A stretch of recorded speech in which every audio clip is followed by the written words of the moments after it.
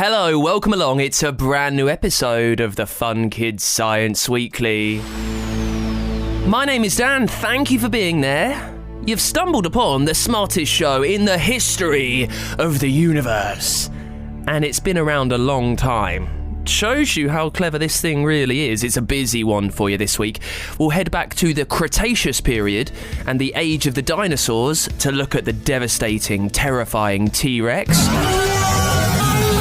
Quick, another T-Rex is coming. That's not a T-Rex, but it's still good to hide. Also, you can find out what a Lightyear actually is with the astrophysicist Paul Sutter. A light year is the distance that light can travel in 1 year. And I've got your questions to answer, as always. This week, they are on sleep and hearing things, also how fish go to the toilet, and we'll talk touchscreens. It's all on the way, and loads more on this week's Fun Kids Science Weekly. Kicking things off this week with your science in the news. Scientists are trialling a life-saving vaccine for elephants. Now, sadly, there's a deadly disease sweeping through elephants at the moment, and by the time it's spotted, it's normally too late. It's called EEHV, but for the first time ever, experts are seeing if a vaccine for these elephants can stop them catching the disease. Also, climate change is causing plants in the UK to make their flowers a month earlier than normal. Leaves fell in autumn a month later last year than normal because of warmer summers, and warming weather means flowers are popping up even earlier, and this may hugely affect birds and insects who come to rely on them for food at certain points of the year. And finally, the first American-built rover is due to launch to the moon this year. It's been built by students at a university too. It'll go to the moon, drive around, and let experts on Earth see what's happening up there. It's time to jump into a series right now called Age of the Dinosaurs. It's all about the Cretaceous period, and around this time there were more dinosaurs than ever before. It's also where you'd find one of the best known of them all, the Tyrannosaurus Rex. Imagine going back in time, not 100 years or 1,000 years, but millions of years.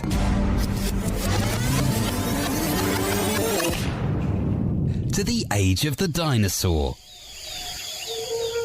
Welcome to the end of the Cretaceous period, around 65 million years ago. Around this time, there were more dinosaurs than ever before. The world was crowded with groups of Triceratops, duck-billed Edmontosaurus, squawking birds, and a wide variety of plant and sea life. The end of the Cretaceous period is also where you'd find one of the best-known dinosaurs of them all, Tyrannosaurus Rex. He's coming this way. Quick, run! You definitely want to run from a T-Rex. His name means King of the Tyrant Reptiles, and he was a terrifying meat-eating dinosaur found in the continent that is now North America. This carnivore was massive, at over 12 meters long and 6 to 7 tons in weight. He gouged at prey with his enormous jaws, and his curved teeth made it hard to escape. Despite standing as tall as an elephant, T-Rex's brain wasn't much bigger than a loaf of bread. However, a cast from a fossilized T-Rex skull shows the parts in charge of his sense of smell were bigger than in other reptiles. Ugh, what's that horrible smell? That's the smell of rotting meat. A T-Rex could sniff out a carcass from over a kilometre away. It might not have been as tasty as fresh meat, but it was an easy meal. Quick, another T-Rex is coming. That's not a T-Rex, but it's still good to hide. That's a Tabosaurus bataar, or T. bataar. Tabosaurus came from Asia, not North America, but had a lot in common with T-Rex. They looked similar and were both top predators. Scientists think they're closely related even though they lived on the other sides of the world. Some have even suggested that they might be the same species, but there were differences. Lab tests show that Tabosaurus had a less flexible jaw, so he might have preferred carcasses to hunting wriggling prey. And whilst T-Rex had eyes that faced forward, Tabosaurus had more sideways facing eyes. Oh no, I think he's looking at me. I think he's more interested in that herd of hadrosaurs over there. When hunting, he'd prefer to pick off the old, young, or sick members of a herd. But let's not hang about. Paleontology, pick. The age of the dinosaurs came to an end 65 million years ago. It is thought that a giant asteroid 6 miles across smashed into the Earth, where the town of Chicxulub in Mexico now sits, triggering tsunamis and dust clouds that blotted out the sun.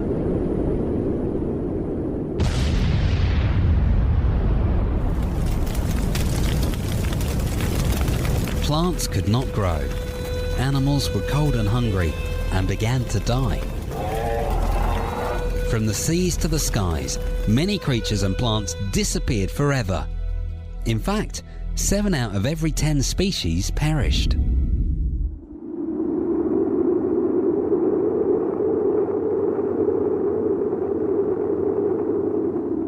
The age of the dinosaurs had gone, and with it 200 million years of the most amazing creatures the world has ever seen. Thanks to paleontologists, we know much about what it was like, but there are many mysteries that remain. Maybe one day, you will make a new discovery yourself.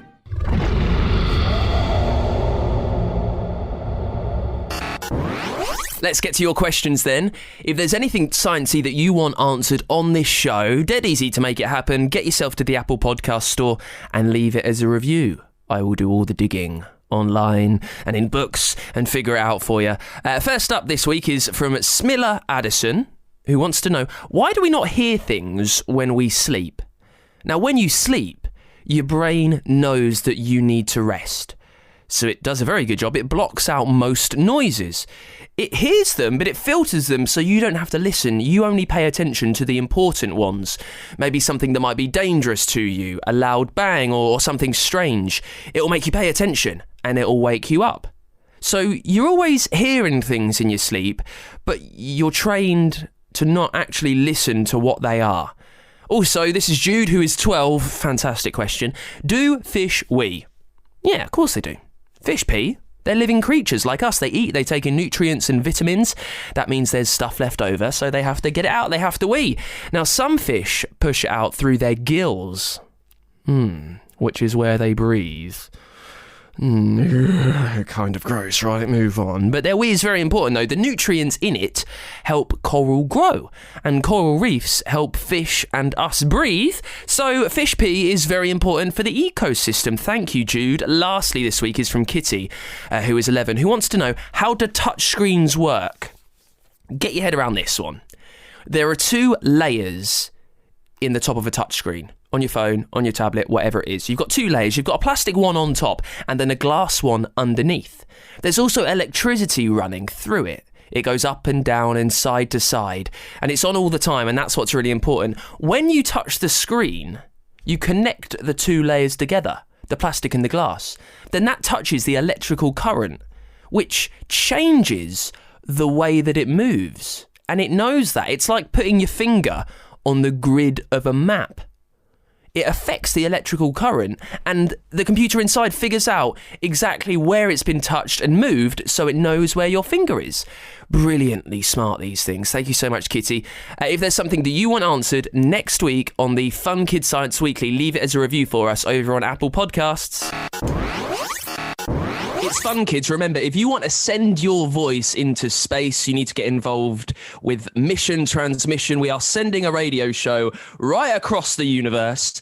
And to find out more about what things it might pass on its journey, what's in actual space itself, we're joined by Dr. Paul M. Sutter, who is an astrophysicist. Paul, thanks for being there. Oh, thank you so much for having me. This is really exciting. Yeah, we're sending a radio show across space. We've heard little bits about how far it might need to travel before it could perhaps reach life. I think the closest is 4 light years away near a star called Proxima Centauri. Can you just tell us more about what a light year is? How do we define it? How do we work it out? Yeah, exactly. A light year is the distance that light can travel in 1 year. So I love how this definition explains itself. It's an incredibly large distance because light is incredibly fast. But to give you some perspective, our sun is about 8 light minutes away, which means it takes light 8 minutes to travel from the surface of the sun to the Earth. So if that takes 8 minutes and the sun is really far away, just imagine the distance that light can go in an entire year. So, as we said, it would take about 4 years to reach Proxima Centauri, which is our nearest star, not the sun. Further on than that, what might it see along the way? What actually makes up space? Is it all asteroids and comets? What is there? Yeah, you can imagine this radio broadcast. Radio is, weirdly enough, just a form of light, but we can't see it. But it travels at the speed of light. And this radio broadcast will expand away from the Earth like the surface of a bubble. So if you imagine blowing a bubble and it keeps getting bigger and bigger and bigger, that is the radio waves that will be emitted by this broadcast. And over the course of a few hours, it will travel across the planets of the solar system. So it'll reach Jupiter and Uranus and Neptune. 30 hours later, it will reach the orbit of Pluto. A few hundred hours after that, it will reach the inner edge of something we call the Oort cloud. A year after that, it will finally escape the Oort cloud. 4 years after that, it will reach our nearest neighbor star, Proxima Centauri. And then as the millennia go on, this bubble will expand and expand and expand. It will reach more stars. It will start to see more exotic things in the deeper galaxy. It will start to encounter pulsars and white dwarfs and black holes. It will even reach newly forming systems, nebulae, and it will slowly expand. In about 25,000 years from now, this bubble, this message will reach the center of the Milky Way galaxy. About 100,000 years from now, the bubble will encompass the entire Milky Way galaxy. And then millions of years from now, it will reach other galaxies in our universe. I had no clue that the center of the Milky Way was so far away. 25,000 light years away. That's exactly. Wow. Now it's a big number. It's an astronomical number. We know about the sun, and as you said, that's 8 minutes away. The distance that we are from the sun, and then the distance that Jupiter is from the sun and Neptune, is how unusual is that in space? Are things normally that close, or are they a bit further away? When you find different galaxies? Yeah, normally space is so spread out. The places like the solar system are very, very special. It feels like the sun is very far away. It's 93 million miles away, 8 light minutes away. In astronomical terms, that is like your next door neighbor. One example that I like to use to highlight the distances in space is if you were to take the sun and the Earth, which are 8 light minutes away or 93 million miles away, and if you were to place them about 3 feet apart, about 1 meter apart, the nearest neighbor star, Proxima Centauri, in this little scale model that we've just made, where the sun and the Earth are only 1 meter or 3 feet apart, is about 200 miles away. And that's our nearest neighbor, Now, our broadcast in millions and millions and billions of years, I would imagine, could eventually hit the edge of the universe. We're always being told that the universe is getting bigger and bigger and bigger. And that leads us to wonder, the universe is everything we know of. How is it getting bigger and growing into itself? What's the best way you can describe the universe growing into nothing? Exactly. Yeah, this is definitely something that's so hard to wrap our brains around. But thankfully, this is why we have mathematics. So physics and astrophysics and cosmology, the study of the universe, we rely on mathematics to guide us. Physics and science is a mathematical description of our universe and allows us to understand concepts that we wouldn't normally be able to understand. In this case, the expansion of the universe. Our universe currently, our observable universe, is about 90 billion light years across. It is getting bigger, which means the average distance between galaxies is growing with time. So if you map out all the galaxies at one moment of time in the universe, and then you wait a little bit, and then you map out the galaxies again, on average, they'll all be farther away from each other than they were before. It's normal for us to think of something expanding like a balloon or a loaf of bread that's getting bigger. There's a center, there's a middle part, there's an edge. The edge is getting bigger and expanding into empty space, and then all the stuff in between gets thinned out. That's not the case with the universe. We live in an expanding universe.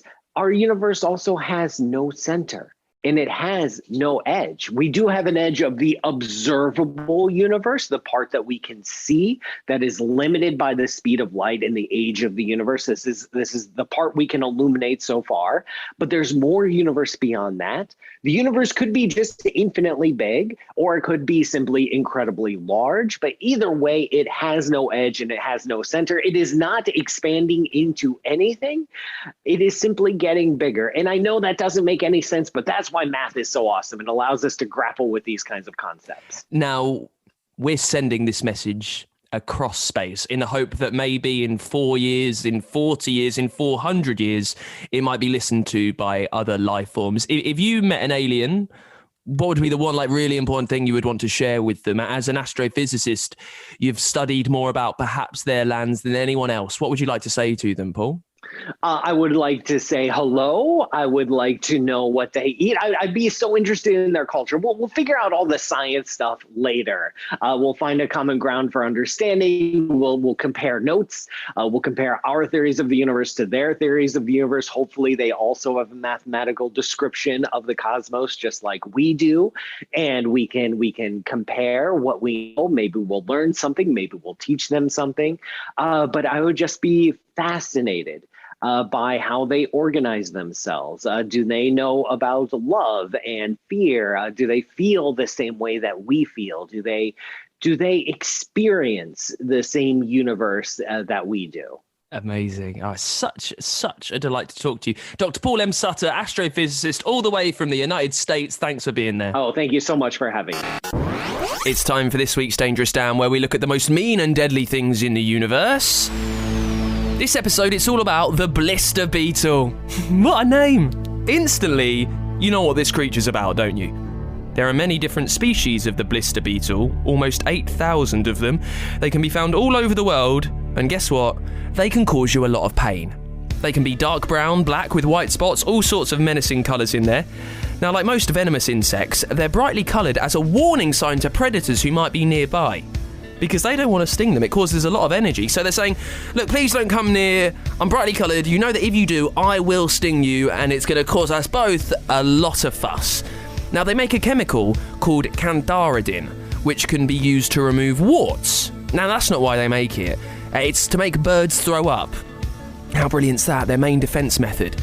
If a bird swallows a beetle and takes in this chemical, it makes them retch and gurgle and then throw the beetle up, hopefully in one piece. It causes them a lot of damage as well. It's what happens to birds, and same to you. Figure out what happens when you touch the Blister Beetle. You get blisters, of course you do, and they're going straight on our Dangerous Dan list.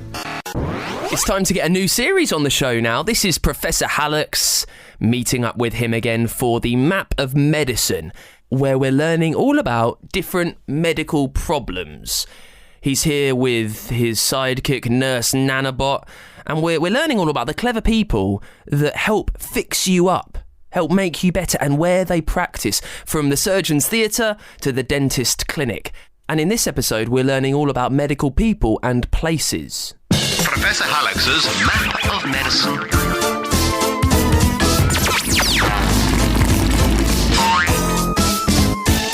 Looking good. My map of medicine is nearly complete. You want to know about medical people and places? Anaesthetists, radiologists, dentists, milkmen. You're right there, map. That's not a medical person. Oh, hang on. That's to remind me to ask our milkman for an extra pint. Silly me. Just delete that out. And not a moment too soon. Nurse Nanobot, let's open the video phone. Call accepted. Hallux's Happy Health Help Desk. We've just moved to a new town and Mum says we have to register with a new GP surgery. Is this like the register at school? And what's a GP anyway? I like it when it's an easy one. GPs? Well, they're just doctors. You see them at your local surgery when you've got an earache or a weird, creepy rash. GP stands for green pants because it's the law that every doctor has to wear green pants. All right. It stands for general practitioner, but many doctors do wear green pants. I've got some lovely stuff about GPs and their surgeries. Nurse, can you give us the clinical crunch on a bit of history? Clinical crunch. Whoops. Doctors have a long history. From Stone Age times to today and all over the world for as long as humans have been living in groups. There have been people who've tried to heal others. Until around 150 years ago, you wouldn't need any sort of medical training to be a doctor. You just say you were, and that was enough. That's unless you were a woman, because in most parts of the world, women weren't allowed to be doctors. Unless it was to do with having a baby. What a waste of all those clever women over the centuries. There've always been laws for doctors, and some of them were a bit silly. Like the Roman law that a doctor would have his hand cut off if he blinded a nobleman. A more sensible law from ancient Greece is still in place today. It is part of the Hippocratic Oath, and it says that doctors will do no harm. These days, GPs have to study and train for many years, so they're some of the brainiest people going. Good job if they're trying to help you get better. So what happens when you go to see your GP? Let's load up the app and find out more. Opening the map of medicine. GPs work at a place commonly called a surgery or a practice. It's not the same as having a surgery or practicing football skills, just a building, probably not that far from your house. But no football, sorry about that. You're normally given an appointment which is a certain time to come, like 10:30 or 2:15 p.m. When you go in, you let the receptionist know you've arrived. Sometimes there are touchscreens to do this. Then you sit down and wait for your turn. The GP's job is to diagnose what's up. That's working out exactly what's wrong and then to help make you better if they can. They might start by having a chat with you. After all, you're the one who's ill and you can describe how you're feeling better than anyone else. Most GPs have computers where they can see your medical history. There's a list of all the different illnesses you had in the past, so he or she can tell if this is a new problem or an old one. After this, they might examine you, and to do this, he might use some special pieces of equipment. Let's check them out. The first is a stethoscope, like a pair of headphones, to help the doctor listen to your chest. If you're making that noise, then you've swallowed your radio. Normally, they are listening to your heartbeat and sometimes to the sound of your breathing or the noises from your tummy. Next, the doctor might use a flat lolly stick called a tongue depressor to push your tongue down to have a very good look in your throat. If you have earache, he or she might use an otoscope, which is a microscope on a stick used for peering in ears. Hello. Another common piece of equipment you might see is a blood pressure monitor. It has a Velcro strap that goes round your arm, which is gently inflated, which might squeeze a bit. Now, it isn't like the armbands you wear when you're swimming. In fact, you'd sink if you tried to breaststroke in one of these. It just tells the doctor about how well the blood is pumping round your body. So these clever GPs pull all the facts together. Your medical history, what you've told them, what they've found when they've examined you, and sometimes questions they've asked your mum and dad too. And the result is... Well, sometimes the GP will have a pretty good idea what's up and will give you some advice or a prescription for some medicine. Other times, they might feel you need to see a specialist for more investigations. That's a doctor who's especially good at one area of medicine. OK, nurse, let's have, a disgusting detail from history before we go. Disgusting detail? If you insist. Around the 17th and 18th century, people loved a good travelling show like a fair or a circus. You'd often get quacks at these shows. Not that sort. People who weren't doctors but who'd sell their homemade pills and potions as amazing cures, like Joanna Stevens' remedy for bladder stones. It was so famous, the Prime Minister even tried it, but the ingredients were just eggshells and soap. Yuck! You'd have a squeaky clean bladder. Not sure it would help with the stones. That's all for now, but remember to check out the amazing map of medicine. Bye for now. Professor Hallux's Map of Medicine is produced by Fun Kids with support from the Wellcome Trust.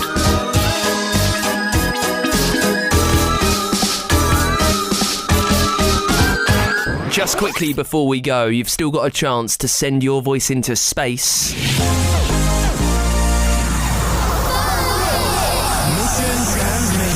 How'd you fancy being the very first human sound an alien ever hears? You can make that happen. We are sending a radio show into space. It's called Mission Transmission. It's a record-breaking radio show, the first one that will travel forever through the galaxy, through the universe. It will go on and on and on until hopefully aliens hear it one day and you can be the star. So get thinking. What would you say to an alien if you ever met one? How would you introduce yourself? What would you tell them about who you are, what you like doing, who your best mate is, what your family are like, maybe what you want to be when you grow up?